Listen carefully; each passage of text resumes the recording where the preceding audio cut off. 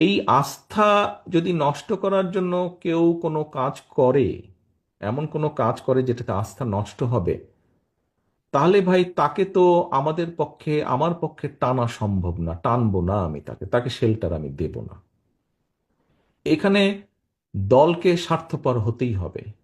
কোনো ব্যক্তির কারণে, কোনো নেতার কারণে, কোনো কর্মীর কারণে যদি মানুষের আস্থা নষ্ট হয়, তাকে আমরা ওন করতে পারবো না। বিকজ আমরা বহু ঝড় ঝঞ্ঝার ভিতর দিয়ে আজ এখানে এসে দাঁড়িয়েছি, বহু অত্যাচার নির্যাতনের ভেতর দিয়ে এখানে এসে দাঁড়িয়েছি আজকে আমরা। কাজেই আমাদের পক্ষে আর সম্ভব না যে কেউ নিজের বিষয়, নিজের স্বার্থ নিয়ে এমন কিছু করবে যেটা দলের স্বার্থকে আঘাত করবে, ক্ষতিগ্রস্ত করবে। তাকে আমাদের পক্ষে টানা সম্ভব না। হ্যাঁ, অনেকে ইদানিং কিছু কিছু লোক বলার চেষ্টা করে যে দেখুন, আপনারা নয় কি করছেন, আমাদের মধ্যে কেউ কেউ করে